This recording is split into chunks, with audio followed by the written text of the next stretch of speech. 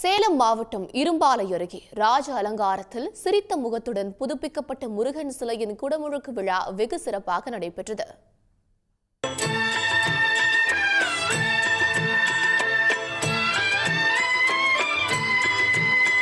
அழகென்ற சொல்லுக்கு முருகா, அழகென்ற சொல்லுக்கு முருகா என முருக கடவுளை போற்றி புகழ்ந்து பக்தர்கள் வழிபடுவது உண்டு.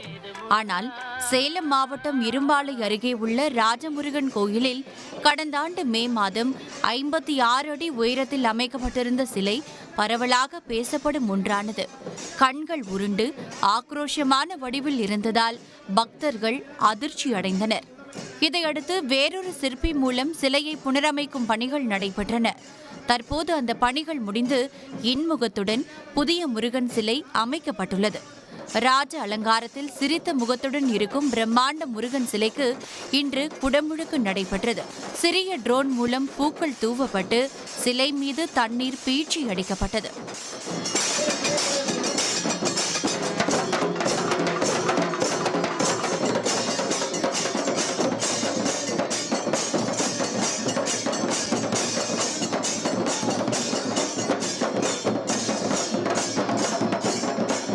தமிழ்நாட்டிலே ராஜமுருகன் சொல்லிட்டு எங்கேயுமே கிடையாது. இதுதான் முதல் சிலையே ராஜமுருகன். இதை பார்க்கறது நல்லா தண்டத்தோட கம்பீரமா ரொம்பவும் பிரம்மாண்டமா இருக்கிறாப்புல. இது சேலத்துக்கு செங்கோலை வச்சுக்கிட்டு பார்க்கறதுக்கு ஒரு ராஜ மரியாதையா இருக்குது சாமி. இதுக்கு இது 2வது பெரிய முருகர் கோயில். பார்த்தீங்கன்னா முத்துமலை முருகர். இவர் ராஜ அலங்காரத்தில் நம்ம சேலத்தையே காப்பாருன்னு எல்லாரும் நம்பலாம். இது 2வது முறை அமைச்சிருக்கு.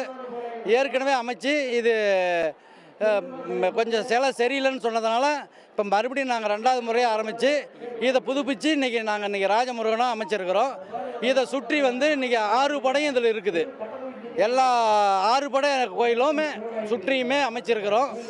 புதிய சிலைக்கு நடைபெற்ற குடமுழுக்கு விழாவில் சுற்றுவட்டார பகுதிகளை சேர்ந்த ஏராளமான பக்தர்கள் கலந்து கொண்டு வழிபட்டனர். உடனுக்குடன் செய்திகளை தெரிந்து கொள்ள சன் நியூஸ் பெல் ஐகானை கிளிக் பண்ணுங்க.